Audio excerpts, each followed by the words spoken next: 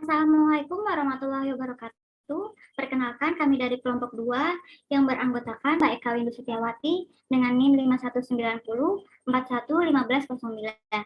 Kemudian ada Mbak Himarifti Aulia dengan NIM 5190 411508. Kemudian ada Mbak Dewi Nadiratul dengan NIM 5190 411287. Kemudian ada Mas Nur Rahmat Adi Saputra dengan NIM 5190 411526 dan saya sendiri Berliana Indah Febrisa dengan NIM 5190 411536. Ujian akhir semester pada mata kuliah Pancasila. Kami akan memberikan tanggapan, kemudian ada analisis dan solusi terhadap sebuah film dokumenter yang berjudul Muter Panguripan.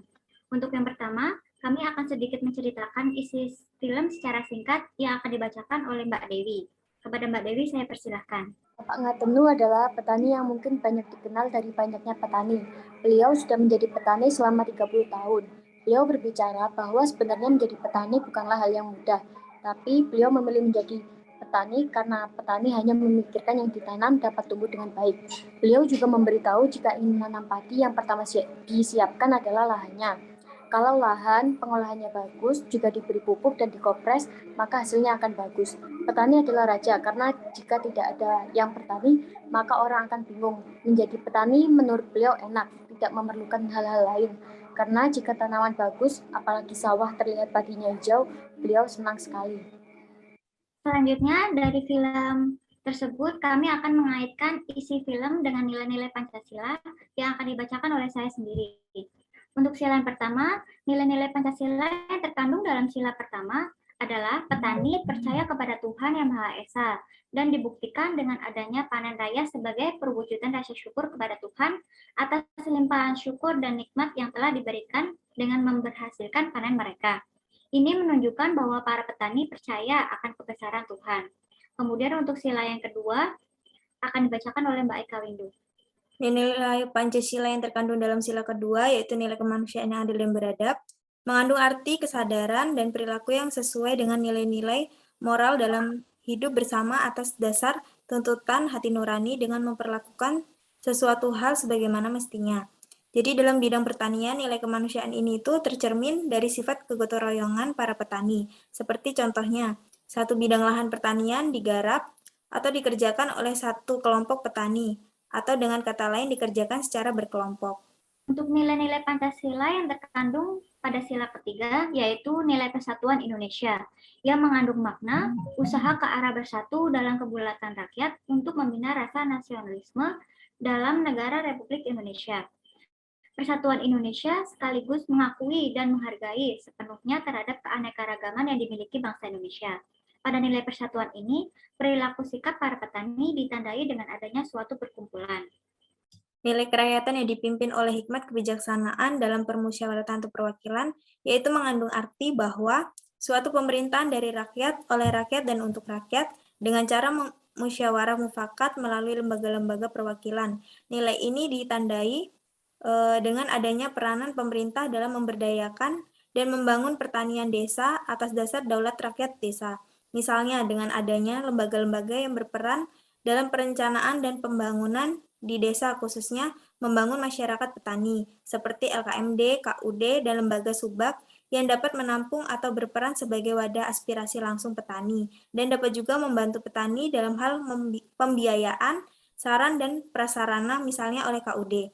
Ini menunjukkan bahwa adanya penerapan nilai rakyat atau demokrasi Pancasila dalam pertanian. Untuk sila yang terakhir adalah nilai keadilan sosial bagi seluruh rakyat Indonesia, yang bermakna sebagai dasar sekaligus tujuan, yaitu tercapainya masyarakat Indonesia yang adil dan makmur secara lahiriah dan batiniah.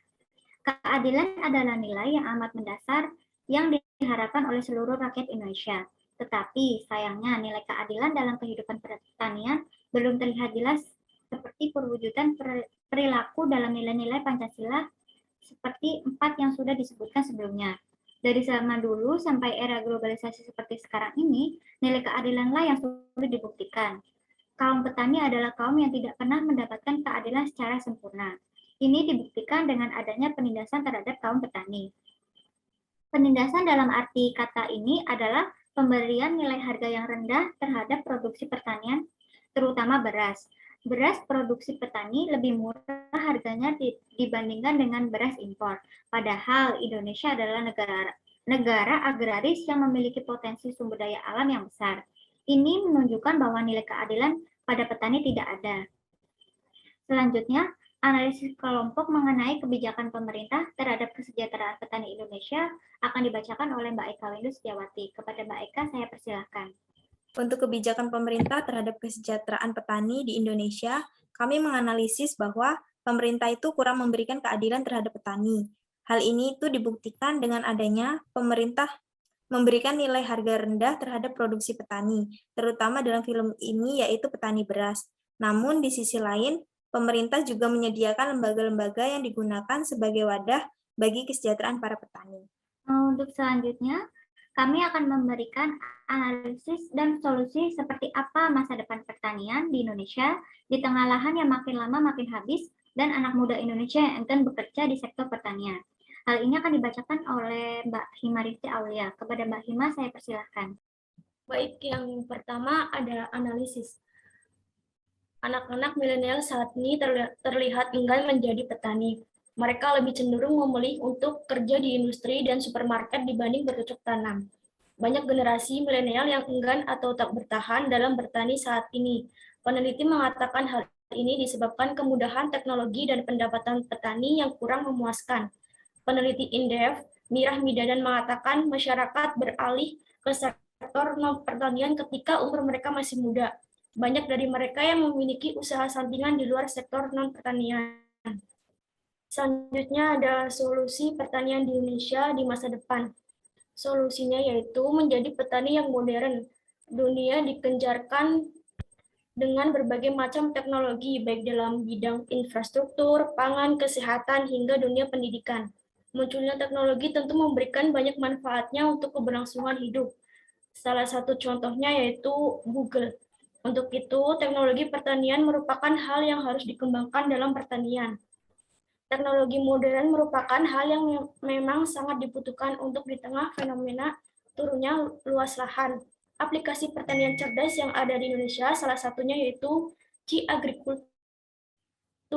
Ci-Agriculture merupakan cabang dari anak perusahaan milik Mediatrek. Ini mengembangkan sistem manajemen pertanian. Hasilnya adalah analisis komprehensif didasarkan analisis cuaca, informasi sensor tanah, serta drone yang dapat meningkatkan produktivitas pertanian. Ada 3 yang dimiliki oleh Ci-Agriculture untuk mengelola pertanian dan menangani permasalahan yang sering kali muncul di bidang pertanian. Produk-produk tersebut adalah Crop Accurate, sistem pemandu kegiatan petani untuk mengatur penanaman benih, pemupukan, penggunaan obat untuk produk tani, dan sebagainya. Ada juga Agritech yang berbentuk mobile application untuk membantu supply chain pertanian dari petani ke distributor, dilanjutkan ke pasar, hingga akhirnya sampai di pembeli akhir. Yang terakhir adalah bantuan asuransi pertanian yang dinamai dengan crop insurance.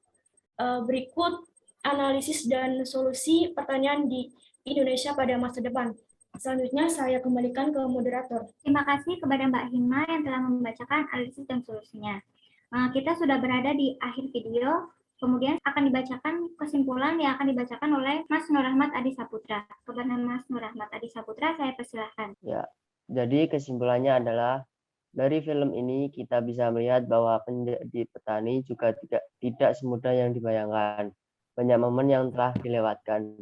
Dari film ini kita tahu bahwa apapun yang sedang dihadapi tetaplah untuk semangat, pantang menyerah ketika menghadapi sebuah hambatan, dan selalu menebar kebahagiaan. Indonesia sangat membutuhkan orang-orang yang tidak pernah pantang menyerah seperti Bapak yang ada di film Muter Penguripan. Sekian, saya kembalikan ke moderator. Terima kasih kepada teman-teman semua yang telah memberikan argumentasi, analisis, tanggapan, dan solusinya. Nah, sekian video ini. Semoga bermanfaat bagi teman-teman semua. Apabila ada salah kata, kami mohon maaf yang sebesar-besarnya. Wassalamualaikum warahmatullahi wabarakatuh.